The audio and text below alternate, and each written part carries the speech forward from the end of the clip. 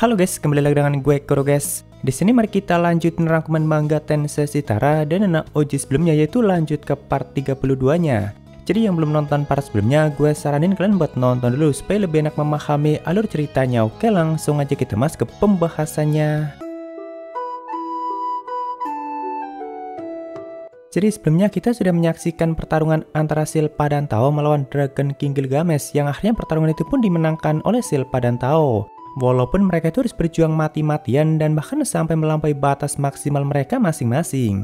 Tapi kan dengan pertarungan itu juga mereka pun semakin berkembang dan semakin menjadi lebih kuat. Ya, akhirnya dengan itu salah satu kawanan dan bos monsternya pun berhasil untuk dikalahkan. Jadi masih tersisa 4 bos lagi yang perlu dikalahkan dan beserta semua kawan monster mereka. Nah, di sini sempat diceritakan kenapa di tubuh Gilgamesh itu ada banyak pedang yang menancap dan kenapa Gilgamesh sengaja membiarkan itu. Jadi di wilayah dungeonnya Gilgamesh itu kan tinggalnya di ruang bos, yaitu di puncak tertingginya.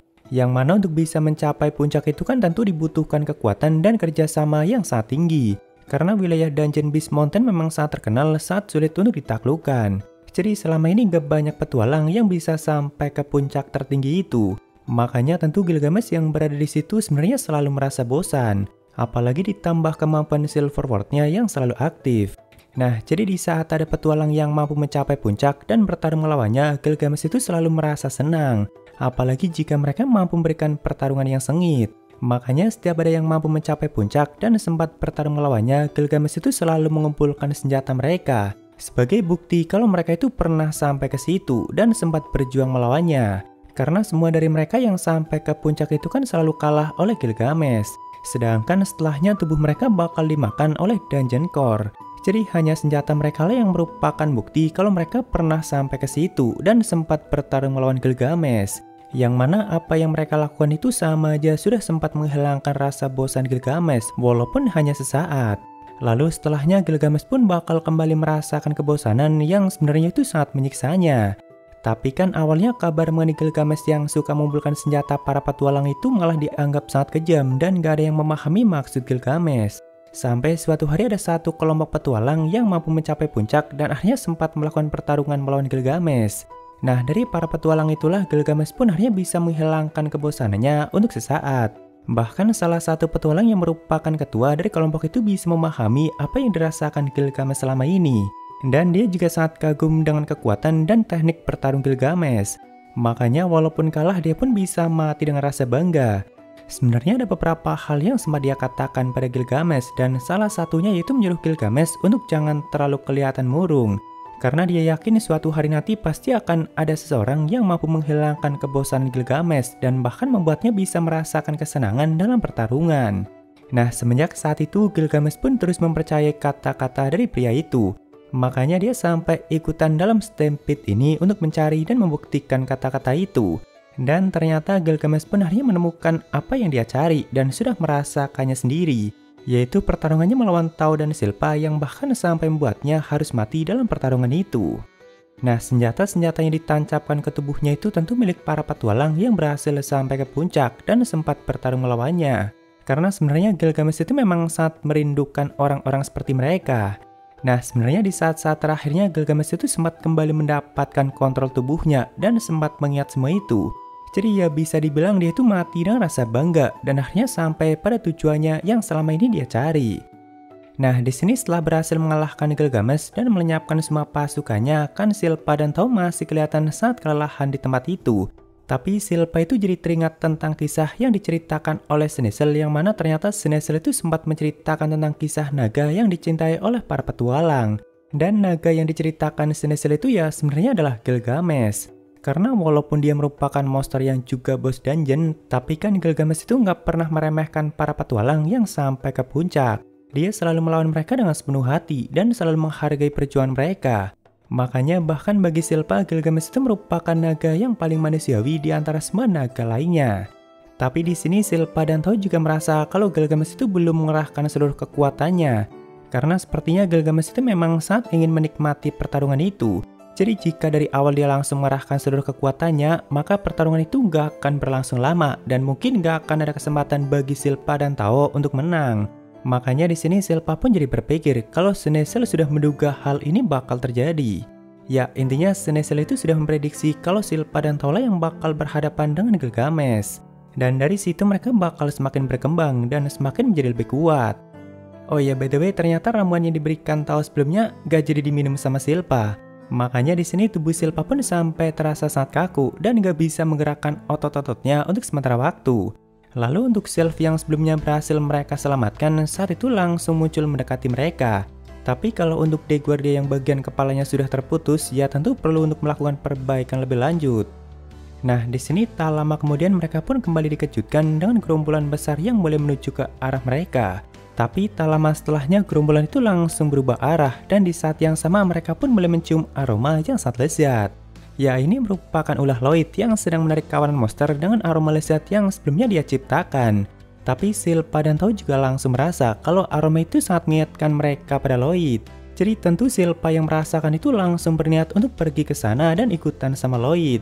Cuma kan Tao-nya langsung menghentikan Silpa. Karena kondisi Silpa saat ini memang lagi sangat terluka dan lagian tujuan mereka berdua itu kan untuk bisa menemukan keberadaan Marquis. Lalu mari kita berpindah ke tempat Lloyd yang saat itu sedang berada di tengah gerombolan monster itu. Ya, intinya di sini Lloyd udah mulai menjalankan rencananya itu. Saat itu dia sedang menarik banyak kawan monster dengan pancake yang berisi sirih jati yang mana pancake itu selalu mengeluarkan aroma yang sangat lezat. Jadi para monster yang mencium aroma itu pun langsung ketarik ke arahnya dan berebut untuk mendapatkan makanan itu. Sedangkan Lloydnya sendiri tinggal di jalan santai sambil menggunakan pelindung super kuatnya. Jadi kan para monster yang tadinya hendak menuju gerbang benua jadi langsung berbalik arah dan malah semakin menjauh dari pasukan Shalom. Walaupun ya tentu hanya yang terjangkau oleh aroma super lezat itu. Makanya Lloyd pun berniat untuk menarik monster sebanyak-banyaknya. Bagi Grimo aja cara ini merupakan cara yang sangat curang. Nah, di dalam penghalang itu kan Lloyd bersama Grimo dan Seyas. Jadi Seyas yang menyaksikan kegelapan itu dari tadi masih menganggap kalau dirinya sedang bermimpi. Karena ya dari awal bersama Lloyd dia itu udah berkali-kali menyaksikan dan merasakan kejadian yang cukup nggak ngotak. Tapi masih belum bisa berpikir kalau itu semua Lloyd yang melakukannya. Apalagi si kambing terbang yang bagi dia sangat aneh malah sedang bersamanya. Tapi karena Lloyd dan Grimo terusan menyadarkan dan menyemangatinya, akhirnya Seyas pun malah ikutan bersemangat. Nah, di sini sambil terusan menarik gerombolan itu, Lloyd pun sambil mencoba menginterogasi para monster yang dia temui supaya bisa menemukan keberadaan Marquis. Jadi para monster itu ditanya satu persatu apakah mereka pernah melihat orang di gambar ini. Walaupun cara dia menginterogasi itu menggunakan teknik ilusi yang sebelumnya digunakan pada Guisarme. Jadi para monster yang terkena ilusi itu pun gak mungkin berani untuk berbohong. Karena mereka sampai dibawa masuk ke dalam ruang penyiksaan yang cukup mengerikan.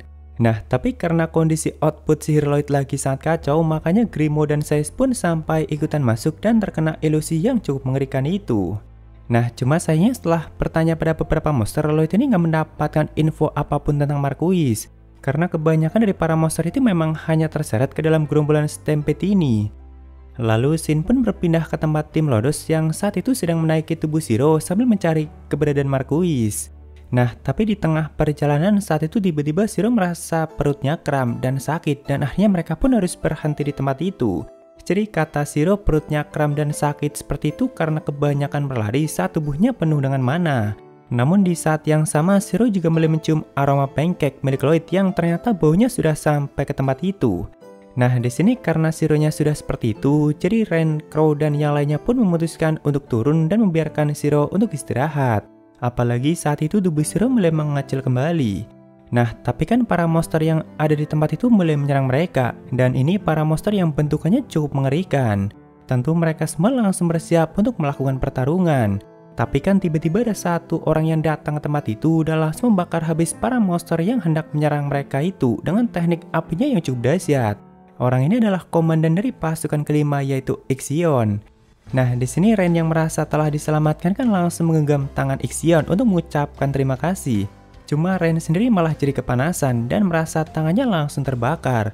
Karena tubuh Ixion itu memang selalu memancarkan panas dan api seperti itu. Nah, setelah itu Ixion ini kan berniat untuk langsung melawan satu makhluk besar dengan bentuk yang cukup mengerikan, yang sepertinya itu merupakan salah satu bos monster kelas SS. Jadi Ren dan yang lainnya tentu berniat untuk ikutan membantu Ixion.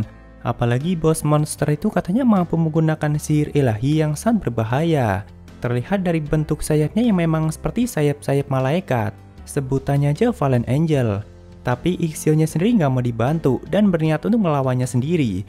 Karena kekuatan apinya itu memang sangat berbahaya dan susah untuk dikontrol. Jadi jika tim Lodos ikut membantu, yang ada nantinya mereka malah ikutan terkena dampak dari serangan api Ixion. Apalagi tim Lodos ini kan bagian dari pasukan Albert. Makanya Ixion itu sangat gak mau kalau mereka sampai kenapa-napa. Karena Ixion ini memang sangat menyukai dan menghormati Albert. Nah, dari sini kan mereka langsung bisa menebak kalau Ixion ini merupakan Norower sama seperti mereka. Jadi mereka pun langsung mengatakan kalau kami juga Norower sama sepertimu, tapi kami sudah bisa mengontrol kekuatan kami sendiri. Ya, awalnya Ixion yang mendengar itu sempat bingung dan malahan dia sempat bertanya apakah kalian juga sempat dijual. Karena hampir nggak mungkin bagi para Norower untuk mengontrol kekuatan mereka. Tapi di sini mereka pun langsung menjelaskan kalau ada orang yang sudah menuliskan mantra pada tubuh kami dan ini membuat kami bisa mengontrol kekuatan kami sendiri. Begitu mendengar itu, Ixion pun langsung kelihatan sangat senang dan berharap. Karena ya tentu dirinya juga sangat ingin bisa seperti mereka. Lalu Ren dan yang lainnya pun mengatakan setelah pertempuran ini selesai, kau juga dapat melakukan hal yang sama seperti kami. Karena mereka sangat yakin kalau Light pasti bakal tertarik pada tubuh Ixion dan mau memberikan mantra pada Ixion supaya mampu mengontrol kekuatannya. Jadi Ixion yang mendengar itu pun semakin gak sabar untuk bisa seperti mereka. Dia bahkan langsung membayangkan untuk nantinya bisa memakan es krim tanpa meleleh dan sebagainya. Karena ya tentu kekuatan apinya itu pasti sangat merepotkan. Jadi dengan senangnya Ixion pun langsung mengajak mereka untuk nantinya mengadakan pesta setelah semua ini selesai. Nah, di sini sempat ditunjukkan sedikit flashback Ixion saat dirinya masih belum bergabung ke dalam pasukan Salom.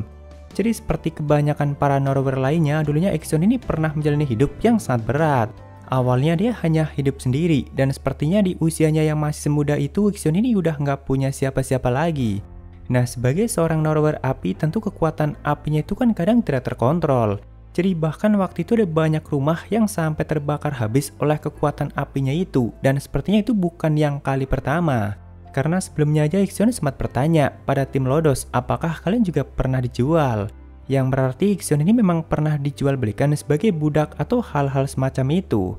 Nah, tapi saat api Ixion mengamuk lagi di sini entah terjadi di kampung halamannya atau di tempat penjualan budak. Yang pasti saat itu tentu orang-orang sangat marah padanya dan berniat untuk membuangnya. Nah, pada saat itu kebetulan ada Albert yang datang ke tempat itu dan akhirnya memutuskan untuk mengambil Ixion dari mereka. Tapi Albert juga berjanji untuk nantinya memberikan ganti rugi pada mereka untuk mengganti semua kerusakan yang disebabkan oleh amukan api Ixion. Tentu Ixion yang melihat itu awalnya cuma bingung dan tidak mengerti.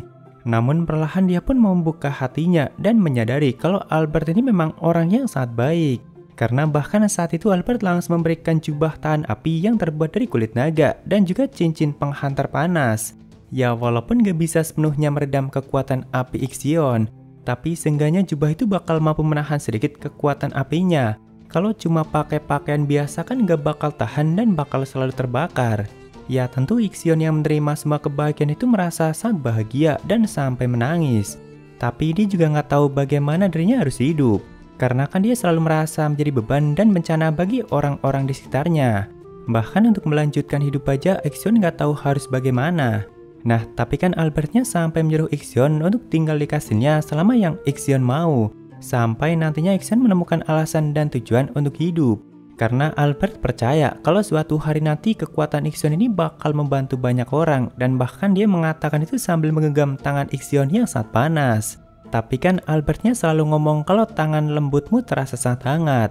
Nah, dari sinilah Ixion pun akhirnya langsung menemukan alasan dan tujuan untuk hidup. Yaitu demi bisa membalas semua kebaikan yang sudah Albert berikan. Ya, intinya Ixion ini udah nggak butuh apapun lagi untuk bisa melanjutkan hidup. Karena kasih sayang dari Albert aja udah lebih dari cukup baginya. Makanya dia pun sangat menghormati dan menyayangi Albert dan bakal melakukan apapun untuk bisa melindungi kerajaan Salom yang memang sangat Albert cintai. Lalu kembali ke medan pertempuran di mana saat itu Ixion pun belum mengeluarkan kekuatan apinya yang cukup dahsyat dan siap untuk memberikan serangan pada salah satu bos monster di depannya. Tentu ini merupakan teknik serangan api yang cukup mengerikan. Karena Ixion juga sangat paham kalau makhluk besar di depannya itu punya tingkat kekuatan yang gak main-main. Tapi di panel berikutnya kita langsung ditunjukkan tubuh Ixion yang saat itu sudah tergantung di depan Fallen Angel dengan luka yang sangat fatal. Karena bahkan sampai ada 3 lubang di tubuhnya dan Ixion sendiri sudah nggak sadarkan diri. Sedangkan si Fallen Angel lagi duduk santai di tengah kastil besar yang dipenuhi dengan sayap-sayap itu.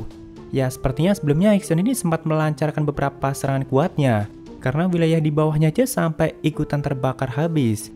Cuma kan ternyata si Fallen Angel ini bisa menumbangkan Ixion dengan sangat mudah. Karena mungkin serangan-serangan kuat Ixion nggak mampu untuk menembus ataupun memberikan kerusakan apapun pada kastil sayap itu. Dan bahkan akhirnya dia pun sampai berakhir seperti itu. Nah, saat itu tak lama kemudian ada sang malaikat Jelial yang langsung datang ke tempat itu untuk menyelamatkan Ixion dan juga sekaligus untuk melawan makhluk ini yang dulunya juga merupakan sang malaikat. Di sini Jelial itu memanggil makhluk itu dengan nama Satanel yang sepertinya itu merupakan nama aslinya. Walaupun sepertinya mereka belum pernah bertemu dan bahkan Satanel aja nggak tahu siapa itu Jelial. Karena kan mungkin Jelial nggak terlalu terkenal di surga. Berbeda dengan Satanel yang memang sangat terkenal dan bahkan pernah menggemparkan dunia para malaikat. Ya tentu nantinya bakal diceritakan siapa itu Satanel dan kenapa saat ini dia malah menjadi Fallen Angel. Cuma kita lanjutkan di part selanjutnya guys. Ya mungkin segitu aja untuk pembahasan kali ini dan jika ada kesalahan gue minta maaf atau kalian bisa koreksi aja di bawah. Thank you, nah mampir sampai ketemu di video lainnya. Salam kuro guys.